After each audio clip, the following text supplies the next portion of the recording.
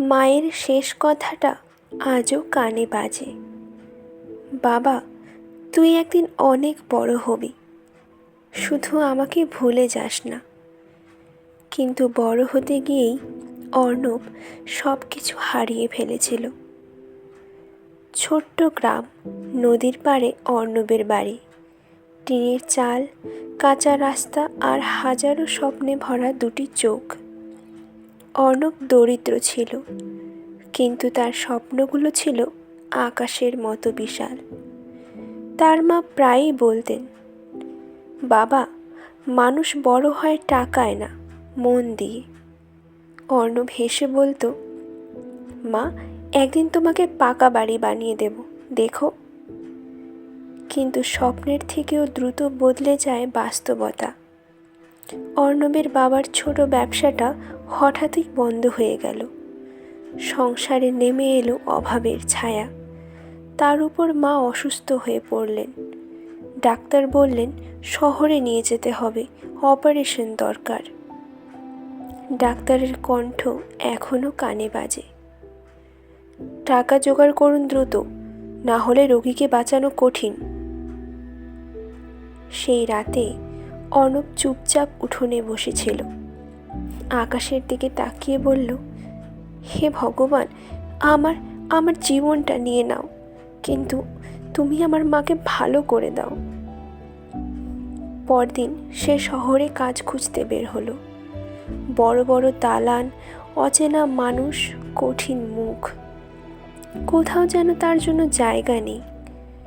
এক দোকানে গিয়ে বলল, কাকা, আমি যে কোনো কাজ করব, শুধু একটু কাজ দিন।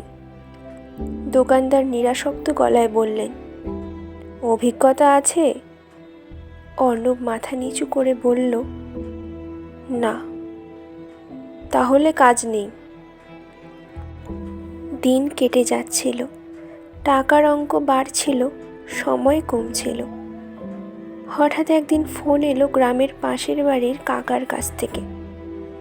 ভাপা গলায় বললেন, অর্ণব, তোর মা খুব খারাপ, তুই তাড়াতাড়ি আয় বাবা। অর্ণব তাড়াতাড়ি বাড়ি ফিরে এলো। তার মা শুধু একবার তার হাতটা শক্ত করে চেপে ধরে ফিসফিস করে বললেন, বাবা, স্বপ্নটা ছাড়িস না। তারপর সব চুপ।